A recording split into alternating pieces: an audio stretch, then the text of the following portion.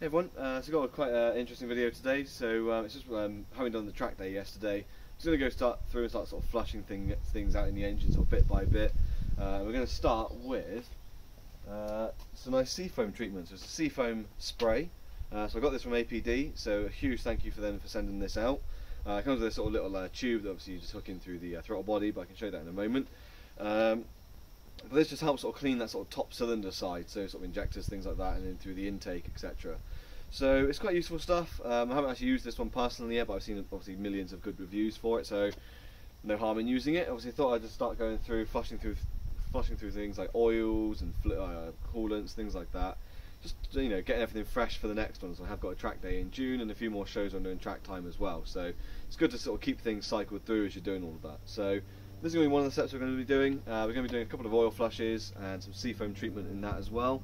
So that's also from APD, but that'll be a separate video to this one. This is just going to be getting this done and sort of a nice quick instructional video on how to use this.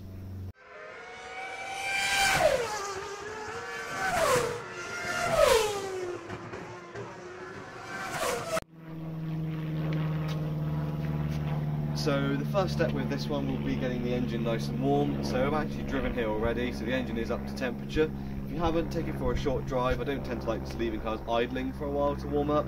I think it's better to just let it warm up for a few minutes, for like a minute or two, and then take it for a quick drive. Bring it back, park it up. I've got mine on bricks on the front wheels just to sort of lift the front up a little bit, so it's a bit easier to see whilst I'm recording here. But yeah, engine's up to temperature, so let's do the next bit. Okay, so this is the engine. Like I say, get the ignition off, turn off all the accessories inside, so your heater, your blower, etc, etc, all of that off. Ignition off and key out, etc for now.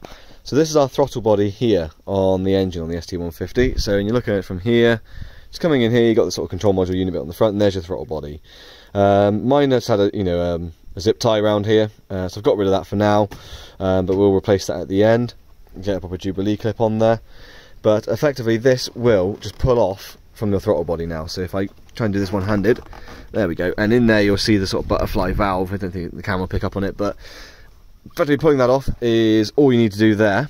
And then with the straw that's provided, now you want this about a 1/4 inch away from the butterfly. Now on this it's actually really close to the end here, so I've put the straw right to the end of this hook. So when you get it, you get this hook and the straw. Obviously the hook came with it where the bend is there, so I've obviously just moved it down to here, and that just hooks inside there. So that now is hooked inside, and you're going to get this back up over the top.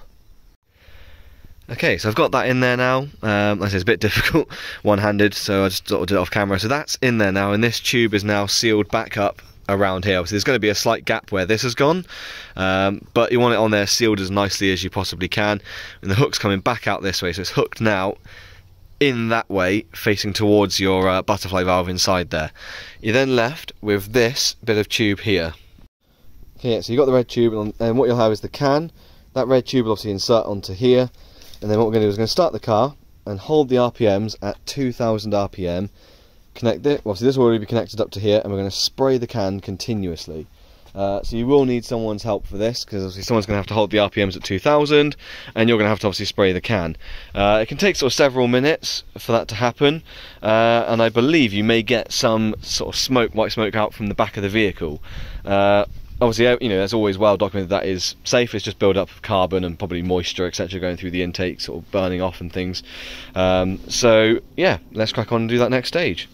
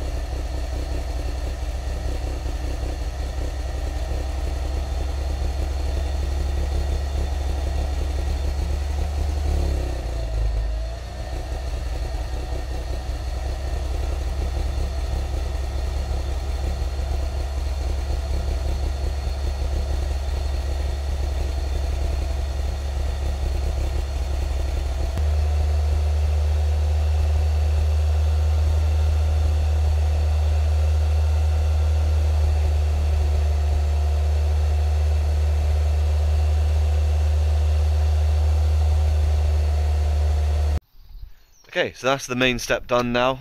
Lots of excitement, lots of white smoke as you see on a lot of the videos. So now it's just going to be getting that out, the hook back out of there, resealing that back up all properly and get like a Jubilee clip on there or a cable tie, etc. Let the engine soak for 10 minutes, so we're going to let it sort of hot soak for 10 minutes now, and then we're going to take it for a nice spirited drive to sort of clean out the rest of that crap from the top cylinders, etc. So I'm probably use that time to sort of drive home and just do a spirited drive home with my parents at the moment. So yeah, that's pretty much the bulk of the job done now, really, other than waiting 10 minutes. So it's going to give it 10 minutes, get it out, get it all resealed, take it for a nice drive, and we're done.